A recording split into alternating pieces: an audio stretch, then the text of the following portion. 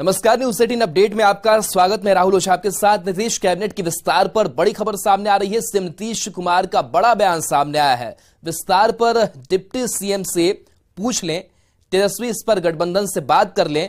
नया गठबंधन में कई पार्टियां हैं, कांग्रेस को ही पद की जरूरत है। तेजस्वी यादव बात कर बता देंगे। आपको बता दें कि कैबिनेट विस्तार पर काफी दिनों से अधिकार को लेकर महागठबंधन में बयानबाजी चल रही थी। कांग्रेस के नेता पद को लेकर सीएम से मिले भी थे, साथ ही यह भी कहा था कि कैबिनेट विस्तार का अधिकार सीएम का है, डिप्टी सीएम का नहीं। लेकिन अब सीएम ने डिप्टी सीएम का नाम लेकर यह संकेत दे दिए हैं कि तेजस्वी यादव ही कैबिनेट विस्तार पर सहयोगियों से बात करेंगे। कैबिनेट का विस्तार नहीं, आप डिप्टी सीएम से पूछ लीजिए ना। ये बात हो गई है ना, जो जब सब एक नए तरह का अलायंस होकर के हो गया है तो किस साइड का कितना होगा वो तय, और वो लोग बात कर लेंगे। हम तो वेट ही कर रहे हैं कि जो भी करेंगे तय वही होगा। लालू जी आ रहे हैं, हमसे मिले थे, वो तो आ ही रहे हैं। वो तो दिल्ली में आ रहे हैं, वो तो दिल्ली आ रहे हैं जी। अभी जब पटना आएंगे तो पटना आएंगे, लेकिन अभी दिल्ली आ रहे हैं वहां से लौट के। अब स्वस्थ हो गए, सब तरह का है ये मालूम, तो वो आ रहे हैं, तो वो ठीक ही बात है। लेकिन अभी जो है बाकी जितना बात होगा ना, तो ये लोग डिफरेंट जो पार्टियां हैं, आप उन लोगों में से जो भी है, तो अभी तो रहने के लिए तो खाली कांग्रेस को है, तो कांग्रेस और उनको तो उन लोगों को बैठ करके तय कर लेना पड़ेगा। और करके जो बता देंगे तो उपेंद्र कुशवाहा और हमसे भी कांग्रेस के लोग हमने कहा था कि नहीं, आप उनसे बात कर लीजिए। ठीक। तो कैबिनेट विस्तार पर महागठबंधन में रह रहे कैबिनेट विस्तार पर कांग्रेस का बड़ा बयान सामने आया है। डिप्टी सीएम को अधिकार नहीं, सीएम का है ये विशेषाधिकार। अखिलेश सिंह का बड़ा बयान यह सामने आया है। तो कहीं ना कहीं अब कैबिनेट विस्तार को लेकर के रार देखने को मिल रही है और कांग्रेस लगातार ये कह रही कि हमारी हिस्सेदारी कैबिनेट में होनी चाहिए। हालांकि इसको लेकर के जो बयान सामने आया वो सुनाते हैं। तेजस्वी जी का कैबिनेट है कि नीतीश जी का कैबिनेट है? डिप्टी सीएम और मिनिस्टर सब अलग अलग बोल सकते हैं, आप भी कुछ बोल सकते हैं जैसे बोल रहे हैं, लेकिन कैबिनेट तो नीतीश जी का है और एक्सपेंशन करना नीतीश जी का काम है। किसको मंत्री रखेंगे किसको नहीं रखेंगे वो मुख्यमंत्री का काम होता है। मैं तो यही जानता हूं आज तक। और इस पूरी खबर पर रिपोर्टर रवि नारायण हमारे साथ जुड़े हुए हैं। रवि, जिस तरीके से कैबिनेट एक्सपेंशन को लेकर के चर्चा काफी दिनों से चल रही है, कांग्रेस अपनी मांग उठा रही है कि कैबिनेट में उसको जगह चाहिए, लेकिन नीतीश कुमार का जो ताजा बयान सामने आया है, विशेषाधिकार होता है, ये चर्चा होती है कैबिनेट एक्सपेंशन को लेकर के, लेकिन उन्होंने कहा है कि तेजस्वी यादव जो है वो बातचीत करेंगे बाकी पार्टियों से। किस तरीके से इस नीतीश कुमार के बयान को देख रहे हैं? जी बिल्कुल, देखिए कैबिनेट विस्तार को लेकर के जो बातें सामने आ रही है बिल्कुल उलझ सी गई है और ये अब मुख्यमंत्री ने डिप्टी सीएम तेजस्वी के पाले में डाल दिया है, क्योंकि कुछ चंद रोज पहले जो है वो तेजस्वी यादव जो है वो खुद कह चुके हैं कि कैबिनेट विस्तार नहीं होगा। जबकि कांग्रेस जो कह रही है, जो अखिलेश सिंह प्रदेश अध्यक्ष है, उनका कहना है कि हमारी मुलाकात हुई है सीएम से, 2 सीटों की मांग है कि कैबिनेट विस्तार में कम से कम 2 मंत्री जो है वो हमारे बनाए जाए। सीएम जो है इसके लिए आश्वासन भी दिया है। लेकिन आज जब मुख्यमंत्री से यह सवाल किया गया तो उन्होंने इस बात के लिए इंकार नहीं किया कि कैबिनेट का विस्तार नहीं होगा, बल्कि वो तेजस्वी के पाले में डालते हुए कहा कि तेजस्वी जी के साथ नया जो गठबंधन बना है वो कई दल सामने आए हैं, वो खुद बात करेंगे और अगर बात करके और हमसे अगर कोई बता देते हैं आंकड़ा तो कैबिनेट विस्तार होगा। लेकिन अब देखने वाली बात है कि तेजस्वी जो है वो पहले से इंकार कर चुके हैं कि कैबिनेट विस्तार फिलहाल नहीं होगा, तो आखिर कैबिनेट विस्तार का क्या रूप होगा ये देखने वाली बात होगी। चलिए, बिल्कुल, शुक्रिया रवि तमाम जानकारी के लिए। तो मंत्रिमंडल विस्तार पर सीएम नीतीश के बयान पर सियासत तेज हो गई है। बीजेपी ने सीएम नीतीश पर हमला बोला है। बीजेपी प्रवक्ता प्रेम रंजन पटेल ने कहा कि नीतीश अब तेजस्वी के सामने नतमस्तक हो चुके हैं।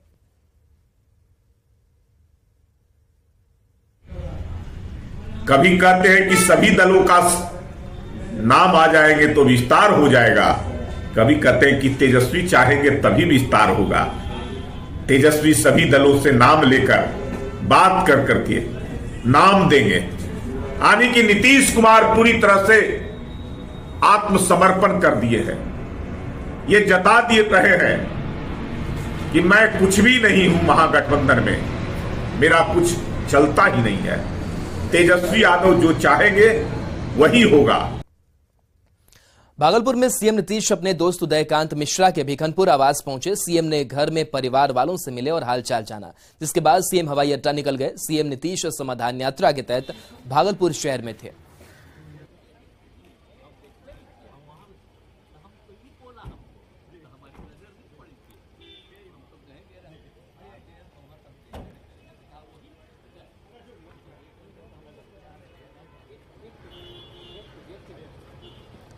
तो तस्वीर आपको दिखा रहे हैं जहां पर भागलपुर पहुंचे मुख्यमंत्री नीतीश कुमार दोस्त उदयकांत के घर पहुंचे, जहां उन्होंने मुलाकात की। परिवार वालों से सीएम नीतीश ने हालचाल जाना और मुलाकात के बाद सीएम निकल गए।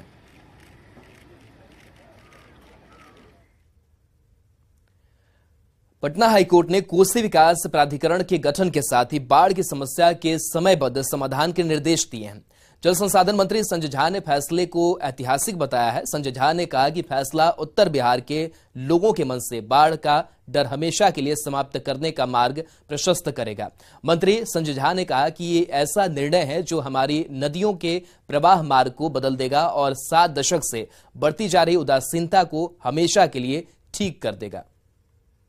बिल्कुल, पटना हाई कोर्ट ने चीफ जस्टिस के बेंच ने एक बड़ा जजमेंट दिया है और आप जानते हैं जजमेंट जो जल संसाधन विभाग है, हम लोगों ने भी अपना पक्ष जाके रखा था कोर्ट में कि भाई अथॉरिटी बनना चाहिए, इस पर प्रायोरिटी होना चाहिए। 70 साल से उत्तर बिहार के लोग, मिथिला के लोग सफर कर रहे हैं और कोई देखने वाला नहीं है इस चीज को। कोई तो सॉल्यूशन होगा और क्योंकि नेपाल में प्रॉब्लम है तो भारत सरकार को इनिशिएटिव लेना चाहिए और कोई रास्ता निकालना चाहिए इस चीज को लेकर के। पूरा जजमेंट आया है और मैं जल्दी ही भारत सरकार को, हम लोग बिहार सरकार, उस जजमेंट के बैकग्राउंड में हम लोग पत्र लिख रहे हैं कि जल्दी इस पर इनिशिएटिव लीजिए, अथॉरिटी वगैरह बनाइए इस पर। पटना हाईकोर्ट में पटना गया टोभी राष्ट्रीय राजमार्ग के निर्माण के मामले पर 14 फरवरी को फिर से सुनवाई होगी। एसीजे जस्टिस सीएस सिंह की खंडपीठ ने वकीलों की टीम को निर्माण कार्य का निरीक्षण कर अगले सुनवाई में रिपोर्ट प्रस्तुत करने का निर्देश दिया है।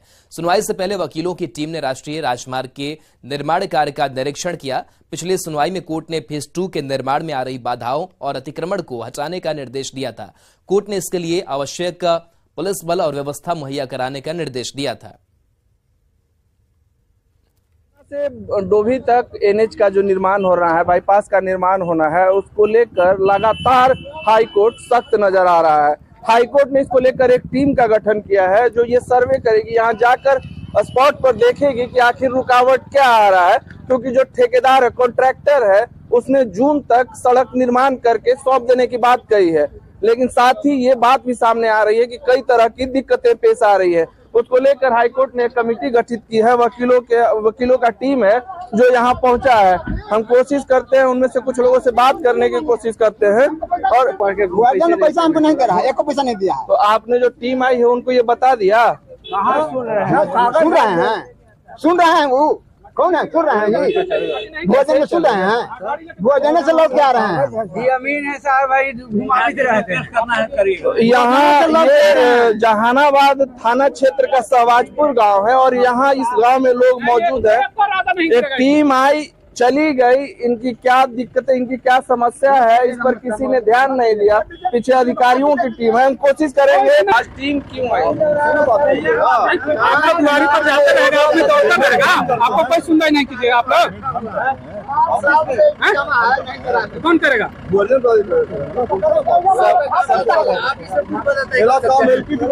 काम था हमारा, जो काम था वो हमने कर दिया। पेमेंट करना हमारा काम नहीं है। अब सवाल है कि इसका क्या निदान होगा, काम कैसे आगे बढ़ेगा, ये कहना मुश्किल है। राजीव रंजन, न्यूज़ 18, जहानाबाद। मुजफ्फरपुर के तिनकोठिया इलाके में घर से 3 टाइम बम बरामद किया गया है। मुजफ्फरपुर की मिठनपुरा थाना और नगर थाना की पुलिस ने कार्रवाई करते हुए घर से 3 टाइम बम बरामद किया है। पुलिस ने इस मामले में 3 लोगों को गिरफ्तार किया है। पुलिस ने जावेद खान, मोहम्मद सैफ से पूछताछ की। ज्यादा जानकारी दे रहे हैं संवाददाता प्रियांक सौरभ। मुजफ्फरपुर पुलिस को एक बड़ी सफलता हाथ लगी है। मुजफ्फरपुर पुलिस ने मिठनपुरा थाना क्षेत्र के तिनकोठिया में एक घर में छापेमारी की गुप्त सूचना के आधार पर, जहां से बम बरामद किया है। 3 बम जो है वह बरामद किया गया है। साथ ही इस मामले में 3 लोगों की गिरफ्तारी भी हुई। हुई है। तो मुजफ्फरपुर के मिठनपुरा थाना क्षेत्र के तीन कोठिया मोहल्ले में एक घर में देर रात पुलिस ने छापेमारी की थी और जो खबर सामने आई है कि वहां से 3 बम जो है वह बरामद किया गया है और इसको लेकर अब पुलिस पड़ताल कर रही है, तमाम लोगों से पूछताछ चल रही है और इस मामले में 3 लोगों की गिरफ्तारी भी हो चुकी है। तो मुजफ्फरपुर पुलिस को एक बड़ी सफलता हाथ लगी है, इसको लेकर बहुत ही जल्द पुलिस जो है वह बड़ा खुलासा कर सकती है। मुजफ्फरपुर से न्यूज 18 के लिए प्रियांक सौरभ।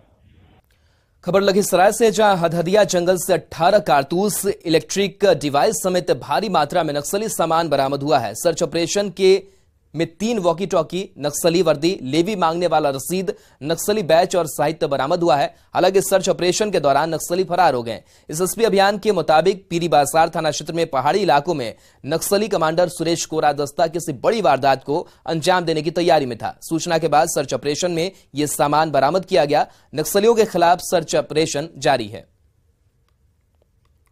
जब ऑपरेशनल पार्टी हदहदिया के जंगलों में सर्च कर रही थी तो जवानों को संदेहास्पद सामान कुछ दिखा। जब उस एरिया को पूरी तरह से कॉर्डन किया गया, सर्च किया गया तो ये सामग्री हम लोगों को मिली, जिसके अंदर आप देख सकते हैं कि सारे जहां पर नक्सलियों का सामान है, इसमें 3 वॉकी टॉकी है, कुछ जिंदा कारतूस मिले हैं जिसमें 5.56 के 8 राउंड है, प्लस 10 राउंड 7.62 × 25। रांची के मांडर में 3 हेलमेटधारी अपराधियों ने दिन दहाड़े ज्वेलरी शॉप में डाका डाला और करीब 60 लाख रुपए की सोना और चांदी की ज्वेलरी लूटकर भाग निकले। दुकान में दाखिल होते ही तीनों अपराधियों ने पिस्टल निकाली और दुकानदार अभय सोनी पर तान दी। दुकान के कोने कोने से लाखों की ज्वेलरी बटोरी और बैग में ठूस कर भाग निकले। लूटपाट की पूरी वारदात दुकान में लगे सीसीटीवी कैमरे में कैद हो गई है। वीडियो फुटेज के जरिए मांडर पुलिस तीनों शातिर अपराधियों की तलाश कर रही है।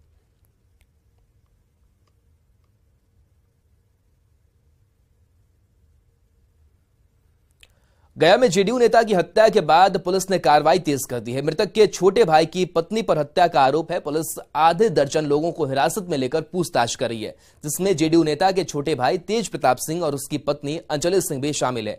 बीती रात बर्थडे पार्टी से लौटने के बाद जेडीयू नेता सुनील सिंह की हत्या कर दी गई थी। सूत्रों से मिली जानकारी के मुताबिक जेडीयू के जिला उपाध्यक्ष सुनील सिंह की हत्या करने के लिए भाड़े से शूटर बाहर से लाए गए थे। वारदात से पहले सुनील सिंह एक गतिविधि की रेकी उनकी की जा रही थी। वहीं सुनील सिंह की पत्नी ने देवरानी अंजलि सिंह पर हत्या का आरोप लगाया है। साथ ही अंजलि सिंह के पिता और कुछ जमीन माफियाओं का भी नाम बताया है।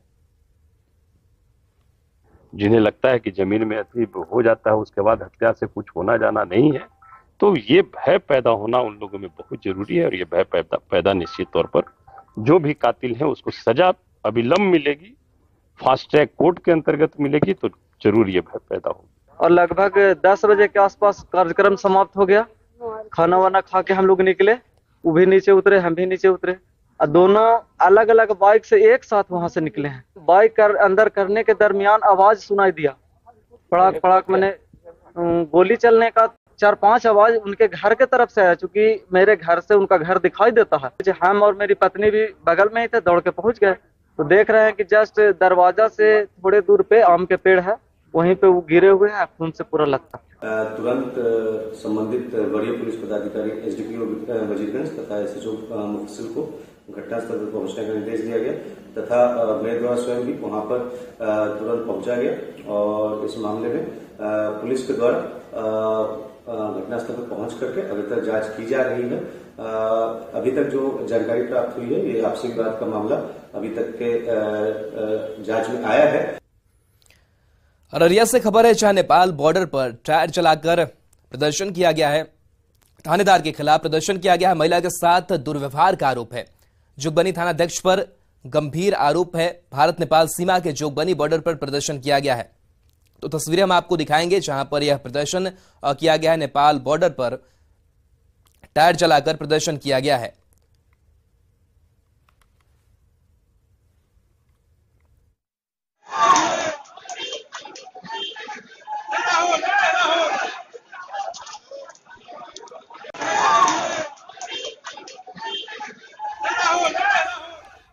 तो ये तस्वीर हम आपको दिखा रहे हैं जोगबनी बॉर्डर की, जहां पर प्रदर्शन किया गया है।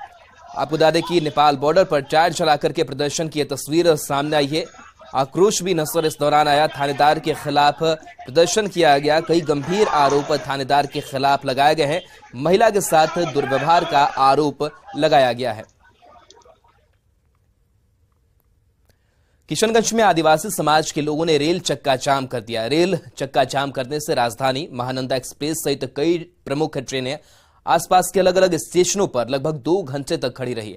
आदिवासी सेंगल अभियान के बैनर तले रेल रोको आंदोलन किया गया। सैकड़ों की संख्या में आदिवासी समाज के लोग पारंपरिक हथियारों के साथ रेलवे स्टेशन पहुंच रेल चक्का जाम किया। इस दौरान लोगों ने केंद्र सरकार के खिलाफ नारेबाजी भी की। आदिवासी नेता ने कहा कि पारसनाथ पहाड़ी जो कि उनका पूजनीय स्थल है, उसे जैन समाज को दे दिया गया है। साथ ही सरना धर्म कोड लागू करने सहित अन्य मांगों को लेकर प्रदर्शन किया गया।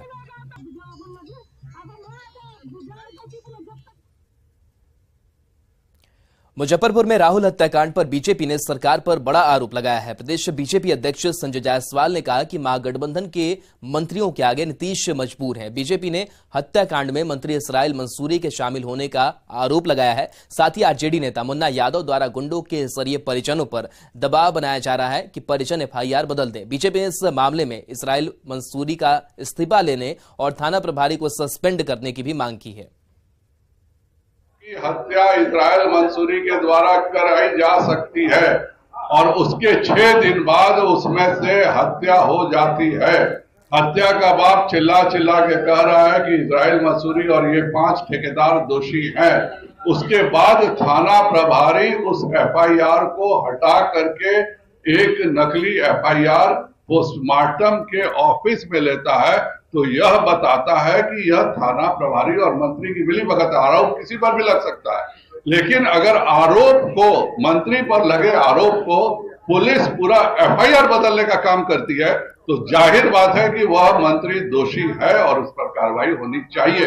अगर मैं स्वच्छ हूं तो मुझे किसी भी जांच से क्या डर है? किस परिस्थिति में कांटी में उसके बाप का एफआईआर हटा करके एक एफआईआर पोस्टमार्टम में यह कहते हुए कि तुम इसमें दस्तखत कर दो, यह तुम्हारे बेटे की लाश देगा, वह बेचारा दस्तखत कर देता है और दस्तखत करने के बाद कहा जाता है कि एफआईआर हो गया। सिवान में जाको राखे साइयां मार सके ना कोई कहावत सच साबित हो गई जब एक साइकिल सवार ट्रक के नीचे आ गया। ट्रक साइकिल सवार को कुछ दूर तक घसीटते हुए लेकर चला गया, लेकिन साइकिल सवार बाल बाल बच गया। हादसे में साइकिल बुरी तरह से क्षतिग्रस्त हो गई।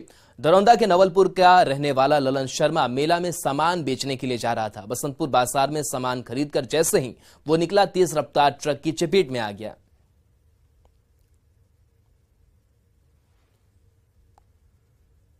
यही जब कैसे मैंने गाड़ी भागे पीछे करतल हम अपन साइड से निकलत तनी पीछे से वो कार ओवरटेक कैलस, वो कार चल गई इधर। उसके बाद गाड़ी अगर इनके ऊपर चढ़ गई तो नीचे दबा गए। एक लड़का स्कूलिया जा रहा था, वो दौड़ को रोका, बोला कि रुक जाइए आदमी नीचे का है। बस यही बात है, नहीं से बात। कौन सी गाड़ी थी? गाड़ी बम्फर बोला जाता है उसे। खबर सासाराम से, जहां शिवसागर थाना क्षेत्र में बेकाबू ट्रक पलटने से शिक्षक की मौत हो गई। हादसे के बाद सड़क पर संतरा फैल गया। बताया जा रहा है कि शिक्षक कुमार चंद्रशेखर अपनी बेटी के शादी के सिलसिले में लड़का देखकर ऑटो पर सवार होकर लौट रहे थे। इसी दौरान टोल प्लाजा के पास एक संतरा लदे ट्रक से ऑटो में थोड़ी सी टक्कर हो गई, जिसके बाद ट्रक चालक और ऑटो सवार शिक्षक के बीच तू-तू मैं होने लगी। इसके बाद ट्रक लेकर चालक भागने लगा तो शिक्षक चलती ट्रक पर लटक कर ड्राइवर के साथ मारपीट करने लगे। इसी दौरान ट्रक पलट गया। ट्रक पलट जाने से ट्रक के नीचे दबकर शिक्षक की मौत हो गई। हादसे के बाद ट्रक चालक फरार हो गया। हादसे के बाद मृतक के परिजनों में कोहराम मचा हुआ है।